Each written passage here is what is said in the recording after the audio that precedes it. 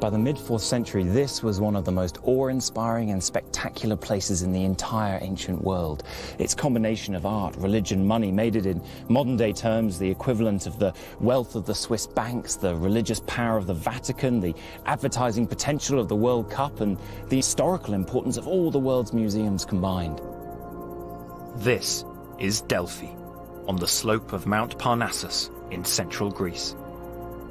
Home of the great oracle of Apollo, Delphi was the Omphalos, the belly button, the center of the ancient world. According to ancient myth, Zeus sent two eagles from opposite ends of the earth. And this is where they met. It was several days' journey from the main cities of the ancient Greek world. Yet for centuries, not just ordinary people, but kings and ambassadors from great cities and empires struggled up here in search of answers to their most puzzling questions. Fundamentally, they came here to ask the oracle of the god Apollo about the future. But however unwelcome, unhelpful, indeed awful those responses were, they kept coming. Why? And why do we still come here as tourists today? For me, it was because Delphi told the ancient Greeks something about themselves. Indeed, above the entrance to the Temple of Apollo, where they went to see the oracle, was a simple inscription. It said, Gnothi seauton, know thyself. And that message, I think, isn't just important to the ancient Greeks. I believe that know thyself, the message of Delphi and everything that was incarnate in this place, still has meaning and importance for us today.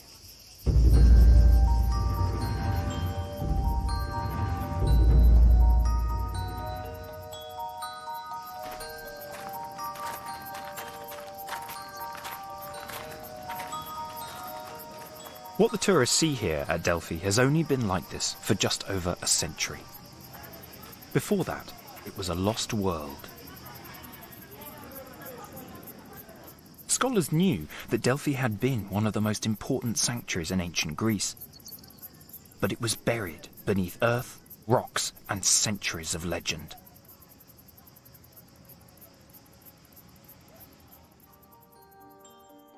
The answer was to dig. And just about everybody had their shovels at the ready. Ever since the Renaissance, Europeans had looked to ancient Greece as the foundation of Western culture. By the 1890s, American, French, and German teams were negotiating with the Greek government for the right to excavate.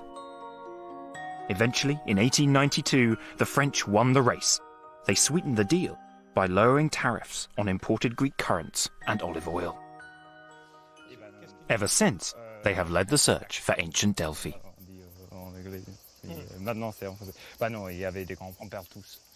When I first began studying the sanctuary as a young postgraduate, French scholars like Dominique Moulier were an enormous inspiration.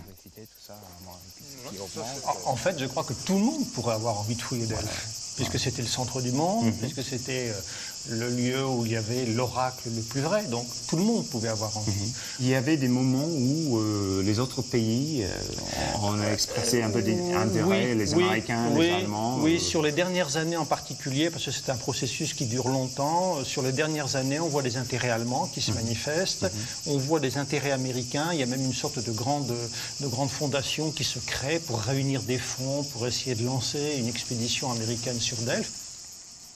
The first problem for the archaeologists was that there were people still living right on top of the ancient sanctuary.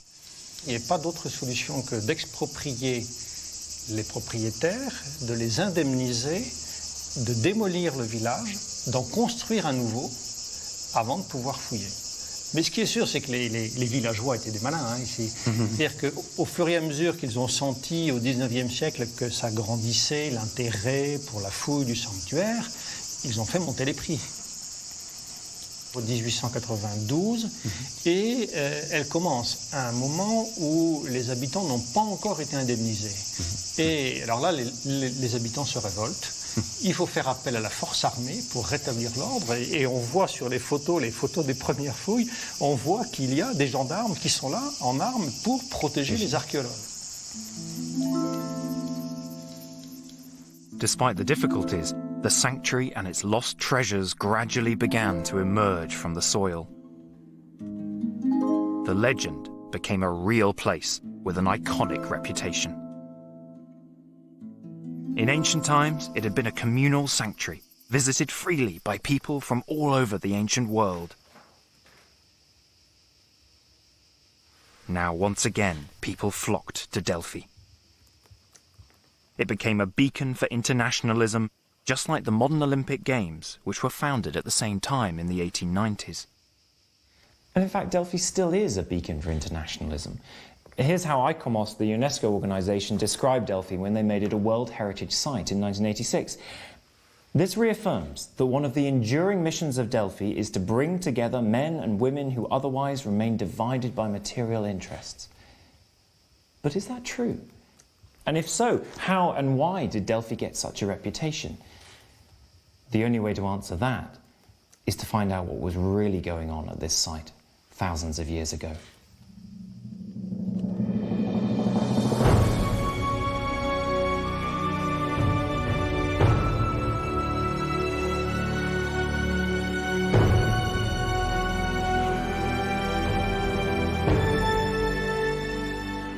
At its height, the sanctuary at Delphi covered more than 100 acres.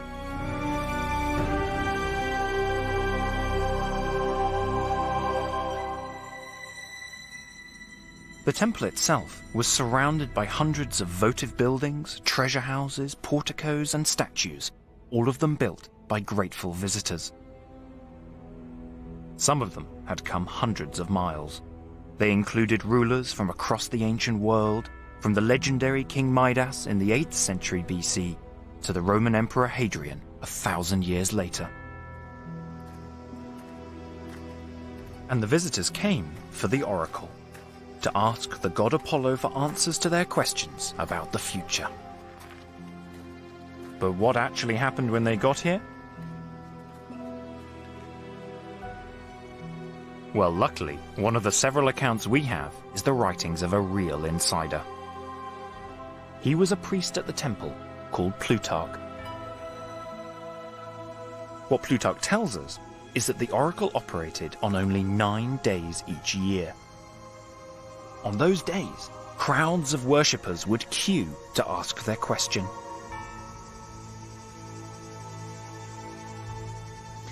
Now faced with the front of the Temple of Apollo and the inscription, "Know thyself," the consultant had to decide what their question would be.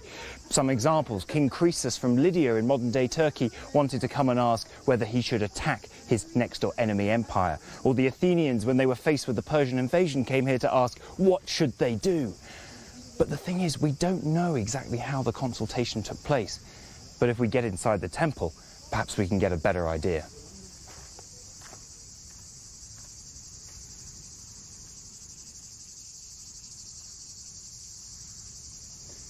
And here we are, inside the sacred temple of Apollo, following in the footsteps of the people who came to consult the oracle, moving from the public front end of the temple towards the back, the inner sanctum, the most sacred area. And it's here that French archaeologists, in the most recent plan of the temple, have discovered something new. Here, this rectangular structure, what they're calling an oikos, which may well be what the literary sources talk about as the Aditon, the home of the Pythian priestess herself. But the thing is, we still don't know for sure the mechanics of what actually happened in this space. What we do know is that the oracle was a woman. The priestess was said to sit on top of a tripod set over a chasm in the rock, from which vapors rose. She was reputed to breathe in the vapors and answer in a trance, as if inspired by Apollo. The priestess gave her answers to the applicant's question from within the trance, and once she had spoken, the applicants then had to try to understand what she had said.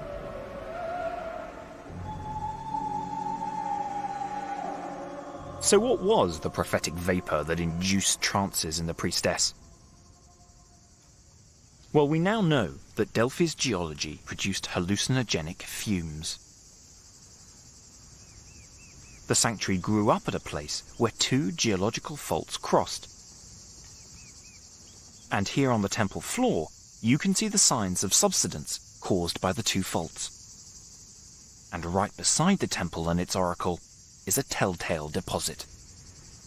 This is travertine, formed when water releases hydrocarbons, which it can only accumulate if it exists around a fault line. Another sign, another piece of evidence that the geological fault line runs right through the temple here at Delphi. Recent tests showed that one of those hydrocarbons is the gas ethylene, which is known to affect the working of the brain. That could explain the trance. But geology can only explain why the priestess was here in this exact position. It can't help us explain why Delphi became such a spectacular sanctuary and why it maintained its reputation in the ancient world for over 1,000 years. If we examine Greek religion itself, however, things become clearer. After all, oracles were a basic element of ancient Greek religious traditions, and they included some sometimes quite bizarre beliefs. And to understand the religion of ancient Greece, you have to understand that there were gods in everything and everywhere. Poseidon in the sea, Hades in the underworld, but nymphs in the grottos and the caves, Pan around you. Every tree, every bush had a god. And in that world, the gods had to be worshipped. They had to be prayed to Demeter to fertilize your fields, or Athena to watch over your city or your industry. You had to make sacrifices. You met the gods in your dreams. They cured your illnesses. They were everywhere, and they could be for you or against you. So you had to do your utmost to ensure that they were on your side. These ideas go back to the very beginnings of ancient Greece. I'm on my way to one of the oldest sacred places in the area. It lies even higher up Parnassus, behind the Delphi peaks, right off the tourist map. It was one of the many places where the ancients came to make offerings to their many gods. This is the Corycian Cave, sacred to Pan, the god of the countryside, and to the Muses.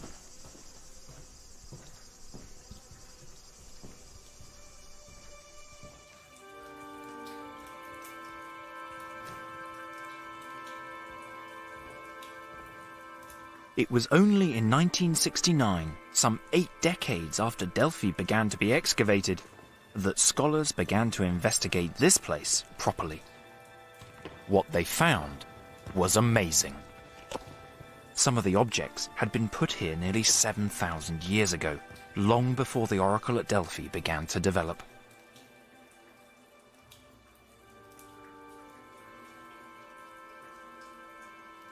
Most of them weren't as old as that, but all of them were very different from the statues and great buildings which the French had found at Delphi.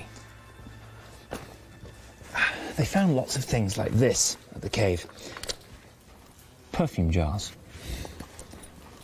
small oil flasks, things like necklaces and rings.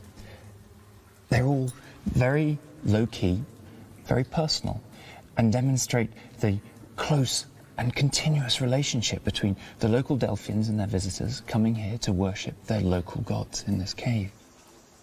Offerings in places like this were designed to keep the gods on side. But the excavators discovered the cave was more than just a place to make offerings. There was something else found here. In fact, 25,000 knuckle bones, animal knuckle bones. Now, knuckle bones in ancient Greece were used by kids as part of a game, and they may have been dedicated here at the cave as part of a ceremony that symbolized the transition between childhood and adulthood on the eve of marriage, for example. But about 20% of these knuckle bones were also inscribed with the names of gods, and some of them even started to look like dice. And in fact, we also found dice, ancient dice here in the cave. Now, this is interesting because dice are sometimes associated with a cheaper, easier oracle. So the cave was also used for divination, a simple kind of oracle. The aim was to lift the curtain between the natural world and the supernatural world of the gods. This cave was an arena for spiritual communication going back thousands and thousands of years. But down below, in the sanctuary of Apollo at Delphi, it it was just all on a very different scale. Here you had farmers, shepherds, local villagers coming to consult perhaps a dice oracle. Down below, you had tyrants, cities, emperors, kings coming to ask their questions, questions that would define the history of the ancient world.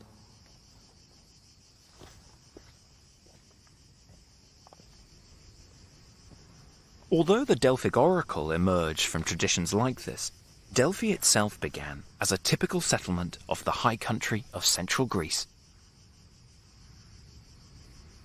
And the earliest remains indicate not a religious centre, but a prosperous town. According to Catherine Morgan, one of the leading experts on early Delphi, it was the geography here which may have made the difference. It's a very well-connected area. We're pretty close to the major mountain passes coming down from the north. We're right on a major east-west waterway. It's a really major junction. Here we've got an amazingly fertile plain, we've got quite a nice harbour, and then we've got good pasture land up above. So all the resources are here. It's a seriously big place. It's not specifically a place of pilgrimage or sanctuary, but it is a community with a religious centre. Its location on long-distance trade routes brought visitors to Delphi in increasing numbers, and the reputation of Delphi's local oracle began to spread. From 800 BC onwards, it began to attract interest and offerings from further and further afield. At first, they were small bronze statues of warriors and praying worshippers. Later, they ran to giant bronze cauldrons, and gold and silver too. The oracle was heading for stardom. And the economic effects were enormous. Almost from the minute you've separated the sanctuary from the local surroundings, you're creating a cuckoo. You've got something that is very, very high maintenance. It's requiring an awful lot of sacrificial animals, lodgings, etc., etc. Where are you going to get it from? You're warping the local economy to do that. And certainly a lot of what we know implies an increasingly rich pastoral economy supplying Delphi. So Delphi's international career began for real in the 7th century BC, and it's a career which still continues today. In one way, modern Delphi is a reincarnation of the ancient sanctuary. Hey Dern, coming live from Delphi! It still brings people from all over the world. They come now to learn about the past, not the future, but they bring with them stories about the present. Canada's gotten off pretty scot-free with regards to the economic crisis. They bring information in huge quantities. Huge riots. Every single storefront window was smashed. To find out what's going on around the world, you hardly need to leave Delphi's cafes.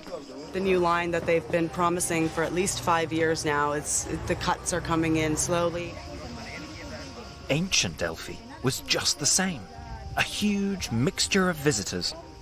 And the more people who came, the more information came with them, information which the priests and the oracle could use. So Delphi's answers were better informed and much more likely to make sense.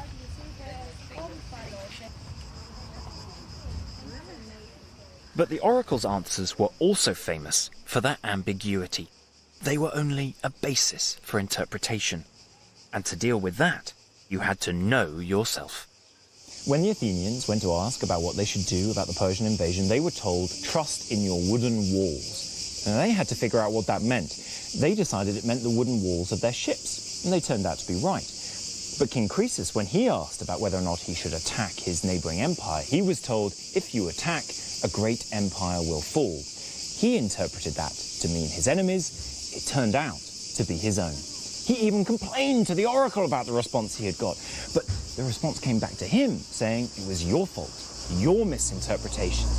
The ambiguity of the response forces the question back on us, forces us to know ourselves.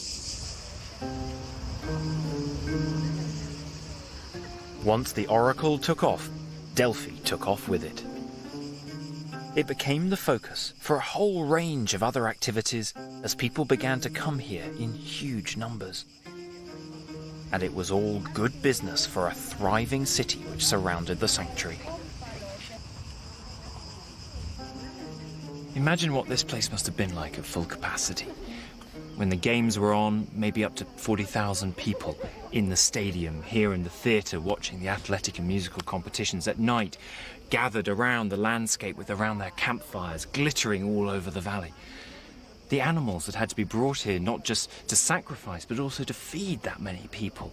The noise, the smell, all the tourists coming in and out as Delphi became more and more famous.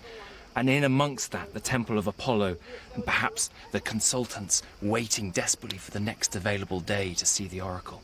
All that crammed into one crag of the Parnassian mountains. Perhaps the most important international event at Delphi was the athletic festival called the Pythian Games. It took place every 4 years and rivaled the Olympics. At the top of the sanctuary, there was a spectacular stadium. Here they ran running races. Elsewhere, there was boxing, all-in wrestling, and chariot racing.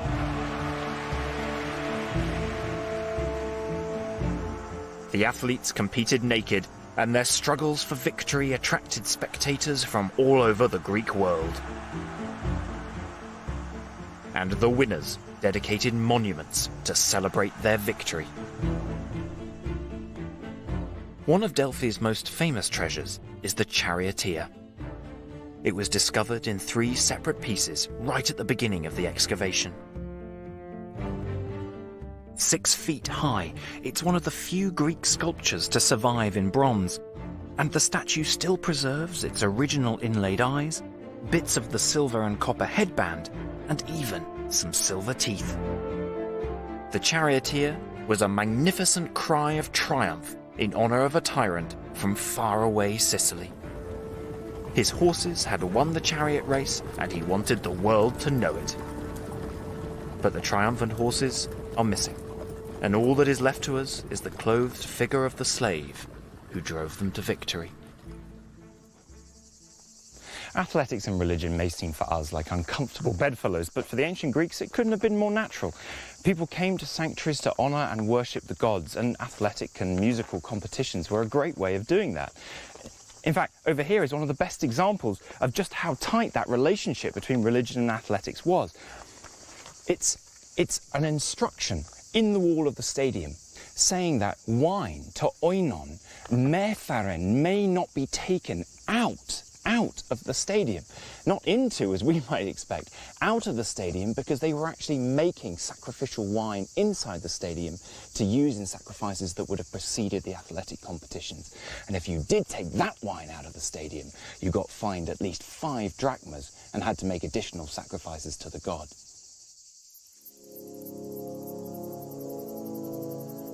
Competition in the stadium wasn't the only kind going on at Delphi.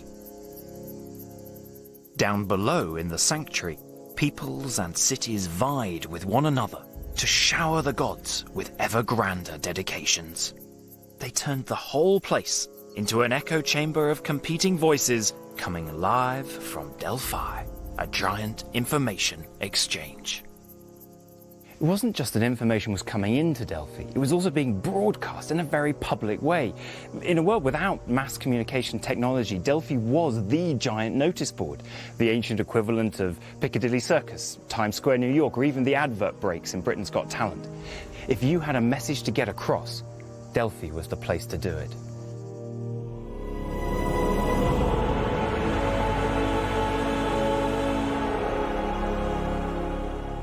That message could be carried in many ways, through elegant sculpture or expensive buildings or precious vases.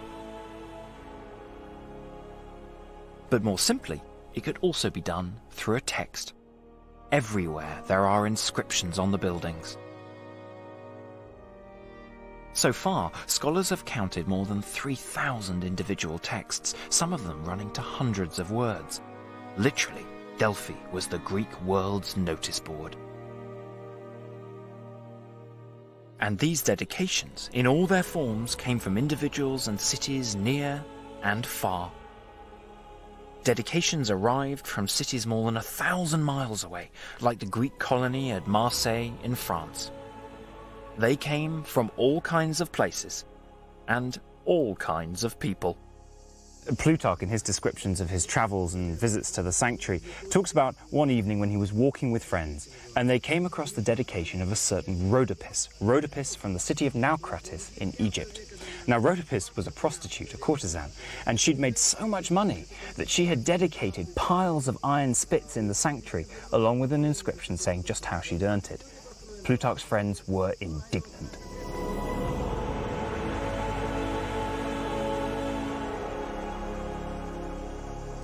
So if the Greeks came here to know themselves, what did they learn from the myriad of messages that were being broadcast from this place? Lesson number 1 seems actually to have been, show thyself. And the bigger and bolder, the better.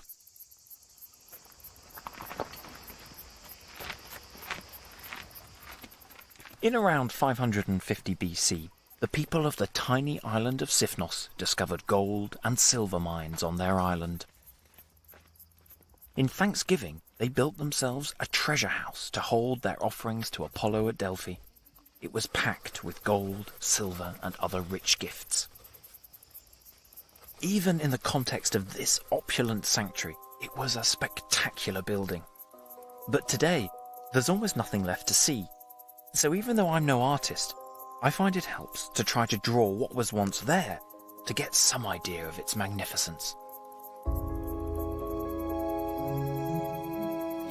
What you can see here today is just the foundations. It was on top of those that they placed the Siphnian marble brought all the way from their home island. This was in fact the first building at Delphi to be made entirely of marble.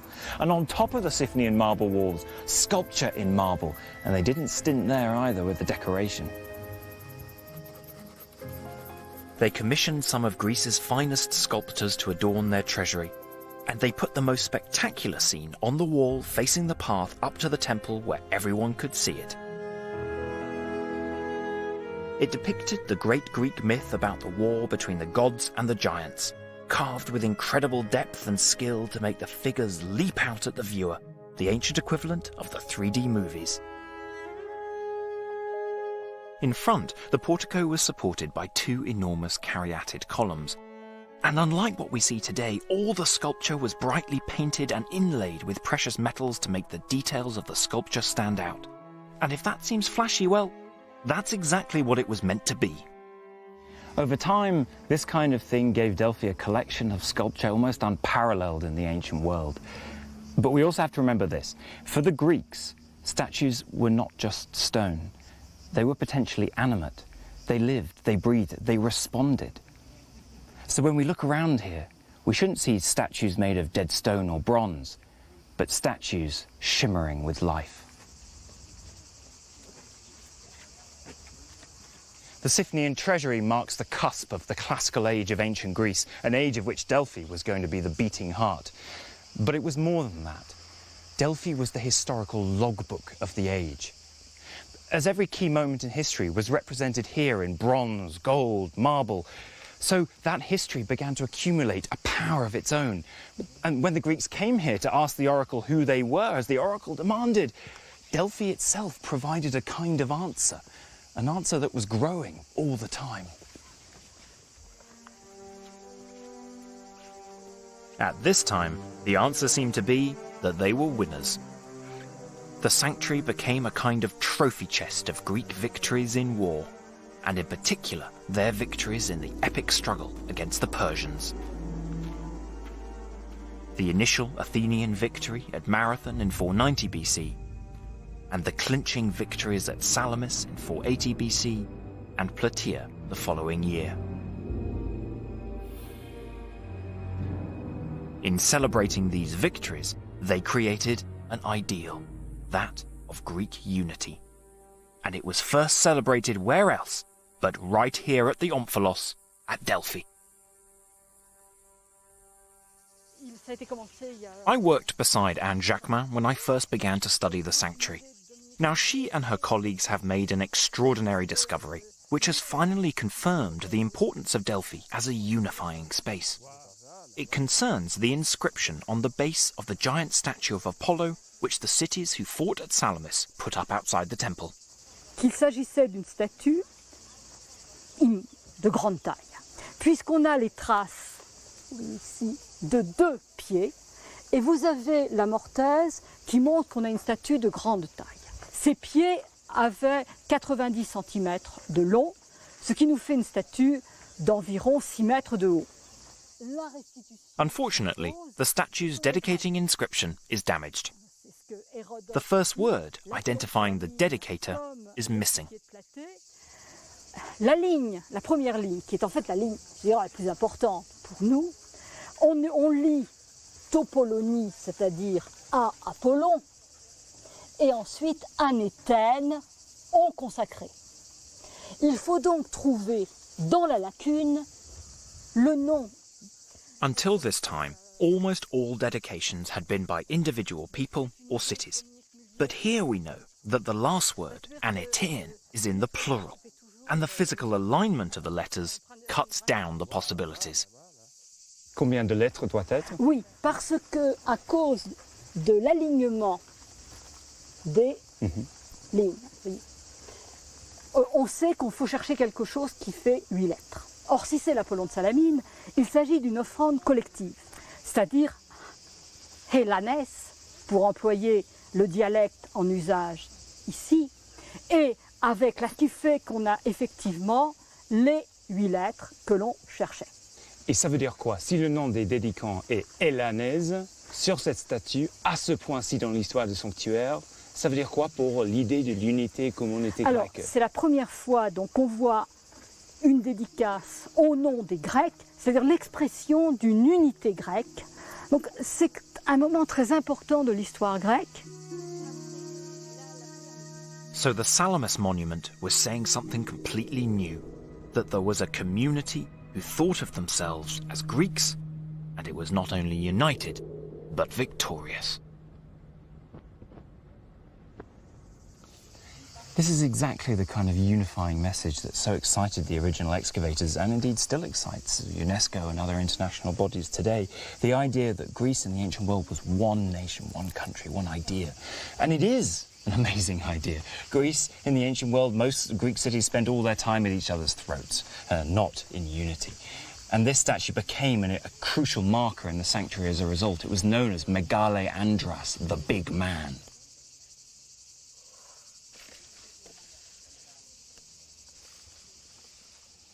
This idea of Greek unity continued to inspire dedications at Delphi.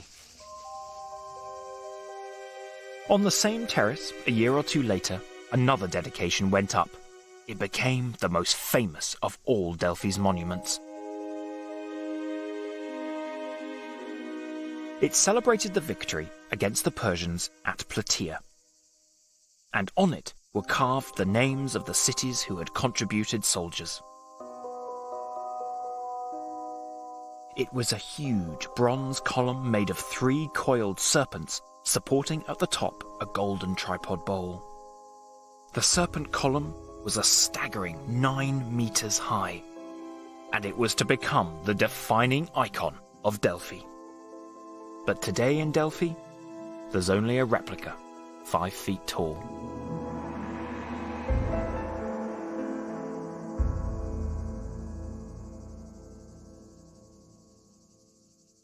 The victory at Plataea was an amazing moment.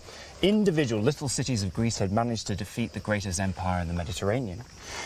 And from that point, Greek unity would be sung as an ideal by the poets, praised by the philosophers, aimed at by the politicians. But it was always an ideal at risk from the traditional rivalries that made Greece what it was. Rivalries on display here in the sanctuary. Even on the terrace surrounding the serpent column, individual cities put up still bigger monuments to their own glory. Despite the idealism, the competition continued.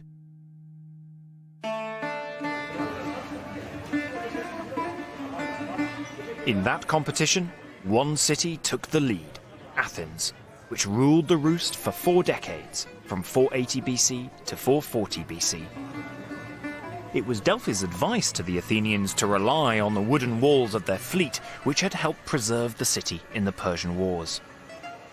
And that fed an Athenian cultural explosion which can still be heard today, as classical art, philosophy and literature were transformed.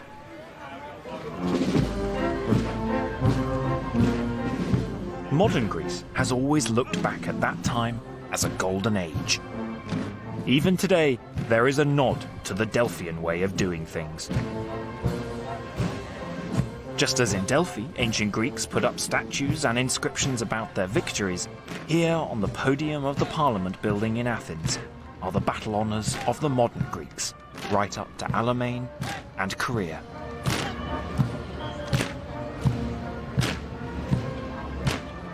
It's no surprise that the modern-day capital of Greece is Athens. From the balmy days after the Persian Wars, it was the city of Athens that benefited most. They had their fleet, they took the fight to the enemy, and then they created an empire that spanned much of the ancient Greek world.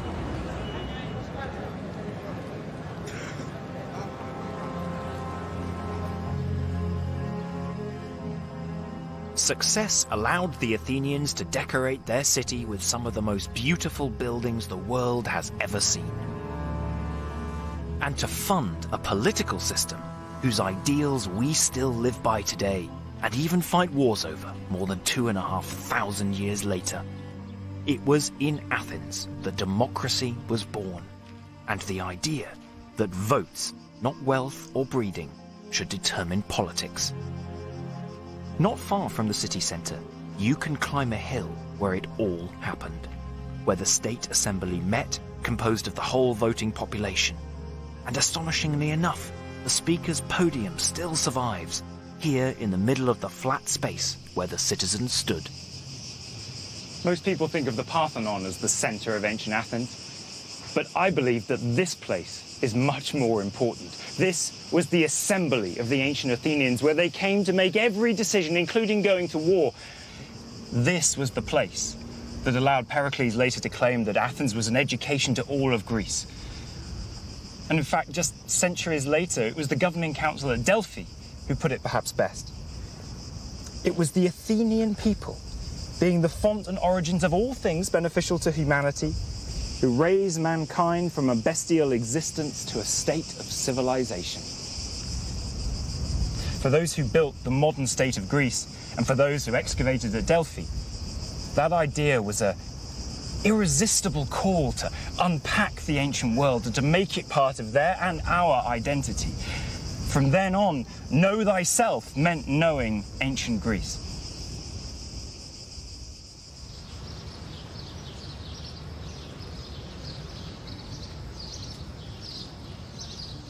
Amazingly, we do know an enormous amount about that democracy. We can actually see it in action. In a remote corner of the university district is the State Epigraphic Museum. I like it because it contains direct evidence of how the Athenian democracy worked. Here is the machine which decided by lot who was to sit on the 500-strong grand juries, rather like a lottery machine today.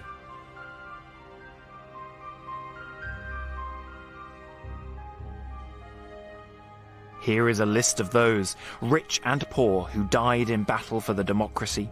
It even names individuals, Nicostratos and Philokomos, who were killed near the Black Sea. Here are pottery sherds, which bear the names of Athens' most famous politicians, Themistocles and Pericles. But here too is an 8-foot-high list of the cities who had to pay up as members of the Athenian Empire. It's evidence of how the unity of Greece proclaimed at Delphi was beginning to turn into domination by one city. Yes. For Democrats, this is an inspiring place, coming face to face with the realities and mechanics of Athenian democracy.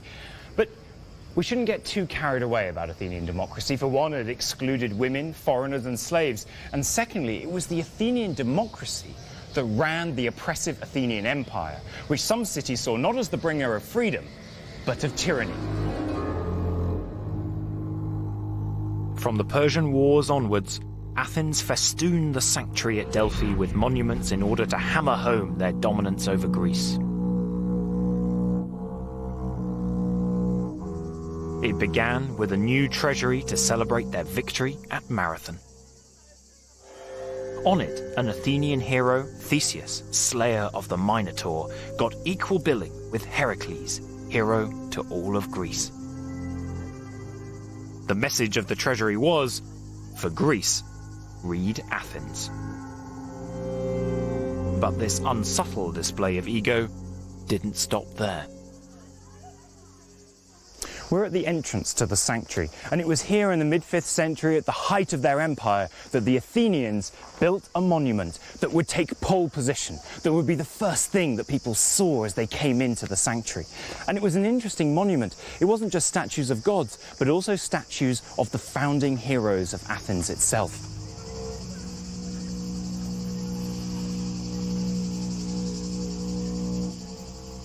All these monuments were saying, we dominate the sanctuary, just as we dominate Greece. The ancient Greeks had a word for this kind of arrogance. We still use it today, hubris. Athens was riding for a fall.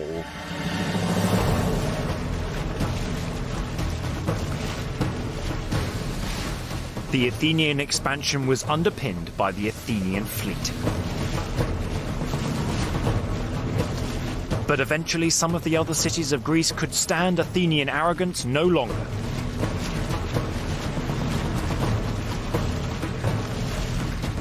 One of them was Sparta, which had been supreme on land for most of the century. War broke out. It was a titanic struggle. Battles were fought right across the Mediterranean, from Sicily to the Black Sea, and it changed the Greek world. And Delphi too, forever. In the end, after 50 years of on-off conflict, the Spartans, with the help of Persian money, built a fleet that was able to cut off the Athenian grain supply and then defeat the Athenian fleet in battle. The result was a famous scene. The Spartans came into Athens and they forced the Athenians to knock down their own stout walls that had defended the city. But one of the best ways to see how the Spartans celebrated their great victory is back over there at Delphi.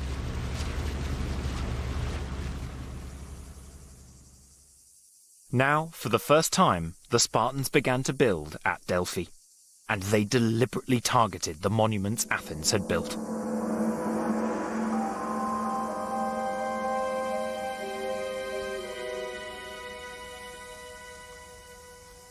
The Athenian monument at the entrance was a gift to Apollo, so the Spartans couldn't just knock it down. Instead, they upstaged it. They started by deliberately obscuring the Athenian monument with a collection of 38 statues of their own victorious generals.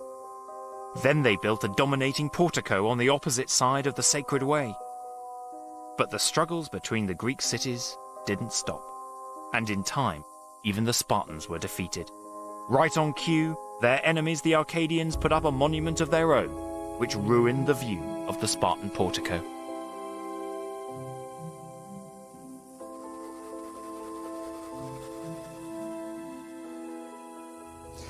It's not just that these real-life wars were represented by the monuments here.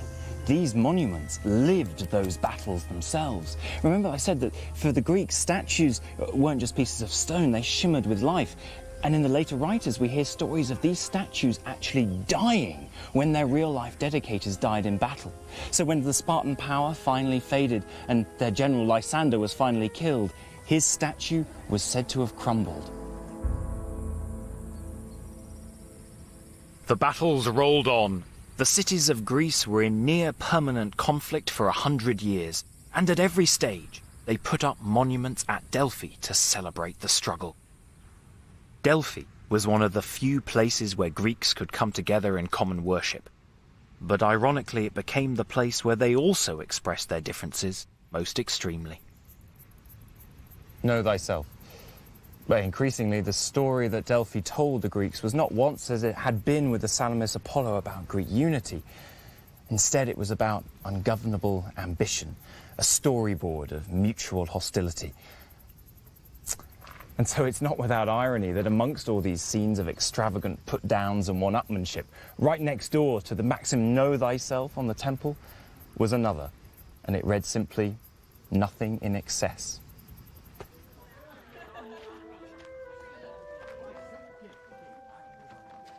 Over time, this competition of excessive display and monument building created something very special.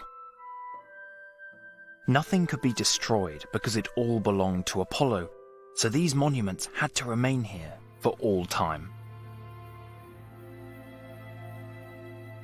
As the centuries unfolded, each one was represented in the sanctuary.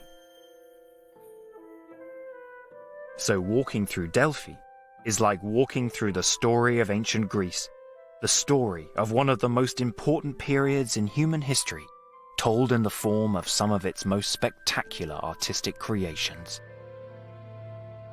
But by the mid-4th century, a new power began to take over Greece, that of Macedon. Philip of Macedon and his son Alexander the Great, who would come to take over not just Greece, but much of the ancient world.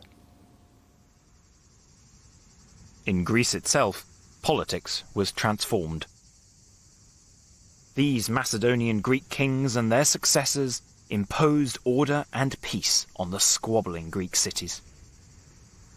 The age of competition was over. So they came here to Delphi to go live and declare their power directly to the people. For Delphi, that was business as usual. What's more, in the sanctuary we find a new and revealing practice. Beneath the temple terrace stands a retaining wall of polygonal masonry, and there people came to write still more messages. But this time, the messages had legal force. They were contracts confirming the freedom of individual slaves. Dominique Moulier has been studying them for decades. Or, le mur polygonal n'appartient à personne. Donc, c'est un lieu neutre. Donc, on peut graver des textes privés comme cela. Et pour le rendre incontestable, pour lui donner sa publicité, eh bien, on vient le graver sur le mur. The process was this. These slaves had managed to buy their freedom, but because they had no legal rights until they were free, the owners gave them to the god in order to make them free, and that's what the contracts describe. Elle est ma favorite d'abord parce que, d'un point de vue esthétique, c'est une des plus belles. Donc on a un affranchissement par consécration, mais qui vient en quelque sorte à la fin d'un testament qui est celui de cet Alkésippos qui a choisi de venir visiblement s'installer à Delphes et mourir à Delphes. Arrête, j'en fais volontiers l'aveu, moi je pense toujours à cet esclave ou à ces esclaves qui sont libérés et qui devaient être fiers finalement d'avoir leur nom et d'avoir leur contrat marquant ce nouveau statut qui est le leur inscrit. En même temps, mais il faut bien se pénétrer de l'idée que l'affranchissement, c'est le meilleur moteur de l'esclavage.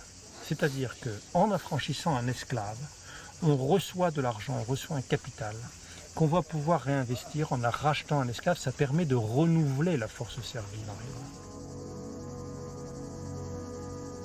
These carvings are certainly not a declaration of human rights, but it's telling that even lowly slaves came to take their place here amongst the great and good who had been commemorated at Delphi over 700 years of Greek history. But then, in 168 BC, everything changed. A new power took over. Rome.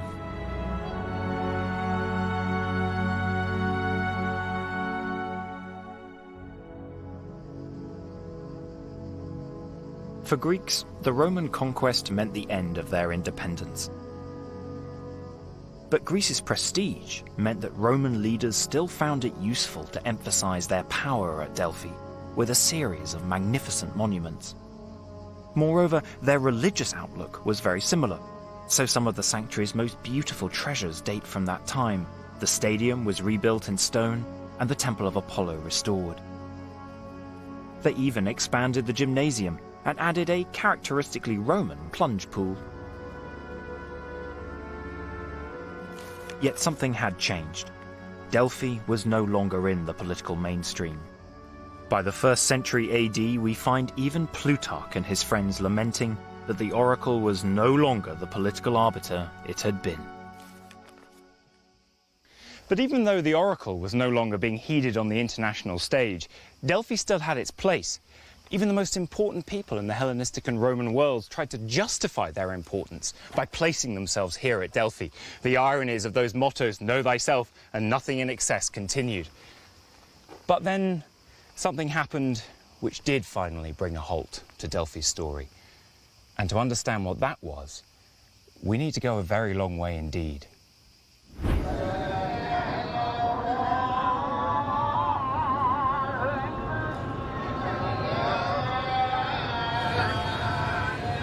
In the 4th century AD, the Roman Emperor Constantine converted to Christianity.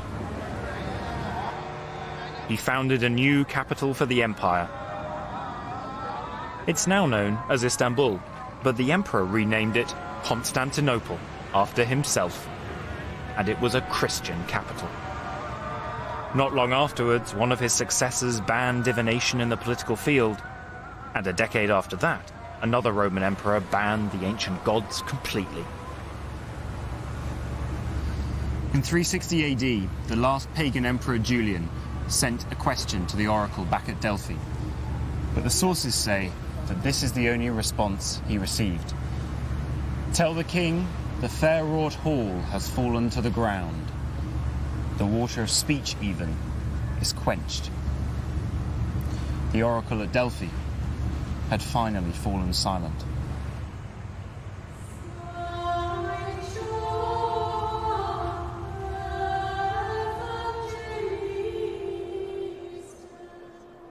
Now a museum, once a mosque, this building began life as the great church of Hagia Sophia. It was built by one of Constantine's successors as the state church of the new Christian empire. The emperors decreed that the center of the world, the Ônfalos, was no longer at Delphi, it was here. The emperors were crowned here in Hagia Sophia, in a place they called the Ômphaleion. The architecture and symbolism here show all too clearly how the world of classical Greece had been transformed forever. This place's name, Hagia Sophia, means holy wisdom, but not the kind of wisdom, that edgy self-awareness that was on display at Delphi. Here, that wisdom is part of a monotheistic religious orthodoxy. And the politics it represents isn't that of the showing off and elbow-shoving of the classical Greeks. Here, it's all about an absolute, incontestable autocracy. And in that very new world, the Ômphalos is now the place where the Byzantine emperors themselves were crowned. But astonishingly, here in this city, there is still a direct link back to the days when Delphi had been the center of the ancient world. In the emperor's new capital, there had to be a stadium for chariot races. Bigger and better than racetracks anywhere else, including Rome. With, in the middle, where everyone could see it, cultural booty from all round the empire.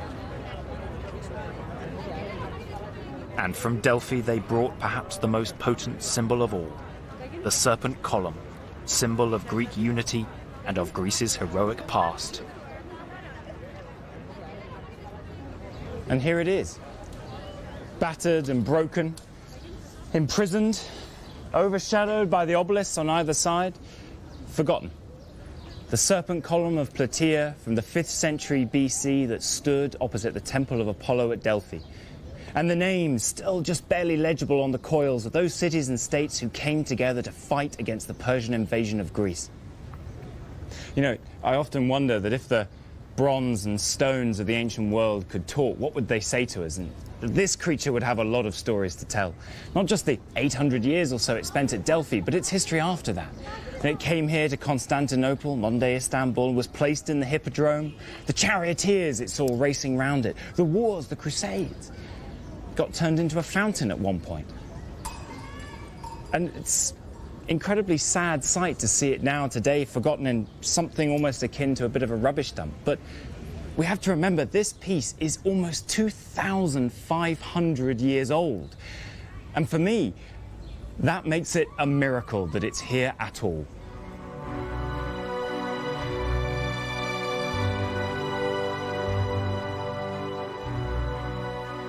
For this small town on the side of a Greek mountain, it's been an astonishing career. Delphi has been a local shrine and an arbiter of international events, a focus of national unity and an arena for intense political rivalry. And its messages, know thyself and nothing in excess, still reverberate. Dans des périodes de folie, on peut dire, de déchaînement autour de l'argent, etc., on peut dire que ce Médène Hagan, on pourrait le remettre en valeur. C'est une leçon d'humilité. On peut méditer à savoir que même des lieux qui sont considérés comme le centre du monde peuvent tomber dans l'oubli et sortir de la mémoire des hommes. For me, the message is actually think about yourselves in relation to others and understand yourselves in relation to others. Delphi is referred to in the ancient world often as a theatron, their word for spectacle, our word for theatre, a place where people came to watch, but also to be seen, to discuss, to debate, to think about themselves and about the world around them. And Delphi is still doing that for us today. It's broadcasting many different messages to many different people. But for me, it's about that double-edgedness that Delphi has, that ambiguity and yet clarity, that unity and yet rivalry, the constant reinvention of what Delphi is that forces the question and the reflection back on us and makes us think about ourselves, our limitations, and ultimately about our own humanity.